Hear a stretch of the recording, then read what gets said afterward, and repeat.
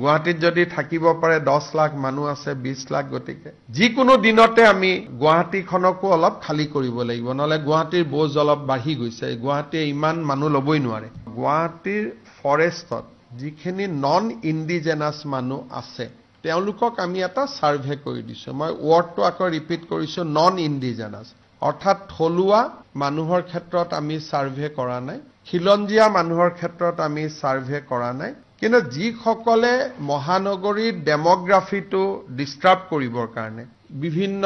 জায়গাত আহি বাস কৰিছে তেওঁলোকৰ আমি মাত্ৰ সাৰ্ভে এটা কৰিছো যে কিমান এনেকুৱানো মানুহ সোমাইছে কিন্তু ইয়াতে খিলঞ্জিয়া মানুহখিনিৰ ক্ষেত্ৰত একো আমি কৰা নাই কাৰণ তেওঁলোকক বসুন্ধৰা 3ত আমি মাটিৰ পট্টা দিবৰ কাৰণে ব্যৱস্থা কৰিছো আৰু এইটো অনলি ফৰ ফৰেষ্ট ৰেভিনিউ ল্যান্ডৰ ক্ষেত্ৰতো কোনো সাৰ্ভে হোৱা নাই আৰু মই ভাবো যে আমাৰ যিখিনি অসমীয়া মানুহ বা জনজাতীয় মানুহ আছে তেওঁলোক আতংকিত হোৱাৰ কোনো কাৰণো নাই আৰু তেনেকুৱা কোনো সাৰ্ভেও চৰকাৰে কৰা নাই survey is strictly limited to non indigenous people যেটো তিনিটা প্ৰজন্ম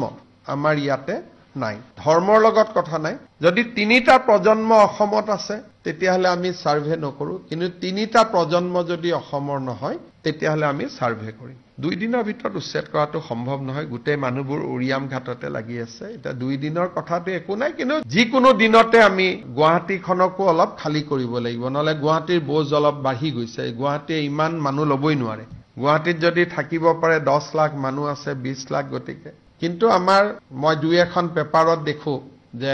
অলপ আমাৰ থলুৱা মানুহখিনিক আতংকিত কৰি দিব খোজে এই চৰকাৰে থলুৱা মানুহৰ মাটি উচ্ছেদ কৰাৰ কোনো চিন্তাও কৰা নাই গতিকে কথাটো মই আজি আকৌ এবাৰ ৰিপিট কৰি দিছো মই দেখি আছো যে দুই এখন পেপাৰে হেডলাইনটো কৰি খিলঞ্জিয়া থলুৱা মানুহৰ কথা কয় আৰু তেওঁলোকে এটা পেনিক সৃষ্টি কৰি কাবাক বচাব চেষ্টা কৰে কিন্তু মই ভাবো যে ৰাইজে আমাক বিশ্বাস কৰে গতিকে কোনো পেনিক নহয়